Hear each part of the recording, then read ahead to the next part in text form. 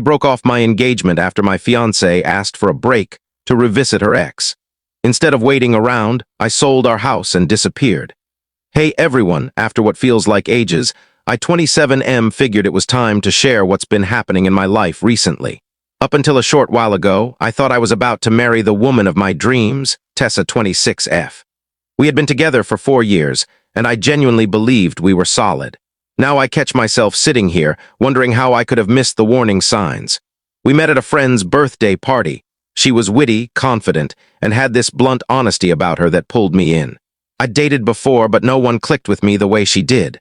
Things moved quickly. Within a year, we were living together. Life felt natural, like we were aligned on careers, marriage, and eventually a family.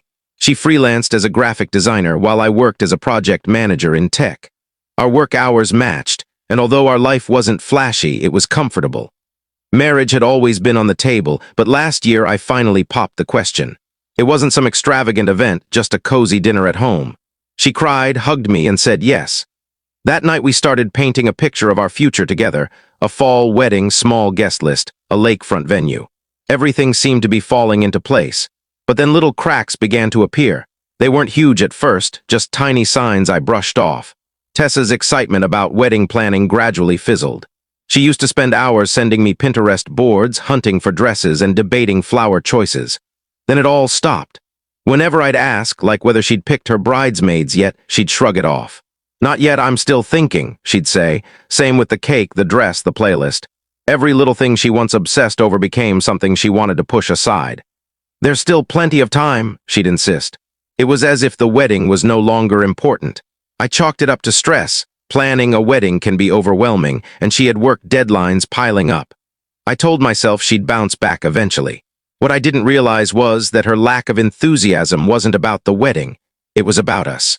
The real wake-up call came one night when we were hanging out with friends. We played that silly TikTok-style question game. You know, the one where you answer personal questions without laughing or reacting. It was lighthearted until someone asked, if you could relive one relationship, which would it be? Without skipping a beat, Tessa blurted out, "Probably Dylan," her ex from college, the same guy who cheated on her. The room went silent. She tried to laugh it off, mumbling, "Not that I'd actually want to, it's just a big part of my past." But the damage was done.